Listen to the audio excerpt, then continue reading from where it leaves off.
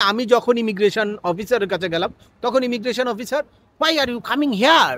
তো I say travel purpose only for visiting. Then বললো how many days you stay here? Just যখন আমি digital বুথে ওখানে 10 days মেনশন করেছিলাম, দ্যাটস ওয়াই এখানেও আমি মেনশন করেছি জাস্ট 10 days। থার্ড কোশ্চেনটা করলো what are you doing in your home country. আমি জাস্ট আনসার করলাম I am a lawyer. Then just তারা অ্যাপ্রুভ করে দিল সিল মেরে, দেন করলো you may go please.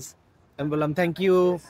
But এখানে আপনাদের এডিশনাল আরও কিছু প্রশ্ন করতে পারে, এটা ডিপেন্ড করে অ্যাকচুয়ালি যে আপনার প্রেজেন্টেশনটা, আপনি কি নার্ভাস হয়ে যাচ্ছেন কিনা, আপনার বিহেভিয়ারটা কি অ্যাবনর্মাল কোনো কিছু মিন করছে কিনা, এই জিনিসগুলোর উপরে অনেক কিছু ডিপেন্ড করে। দ্যাটস ওয়াই আপনাদেরকে একদম কনফিডেন্ট থাকতে হবে যে আপনি ট্রাভেল করতে এসেছেন, আপনি বাংলাদেশের একটা এক্সট্রা অর্ডিনারি পার্সন, আপনার কান্ট্রি টাইপ বা আপনার ফাইন্যান্সিয়াল স্ট্রেংথ অনেক হাই, আপনার কনফিডেন্সের কোনো ল্যাকিং থাকার কোনো কারণ নাই।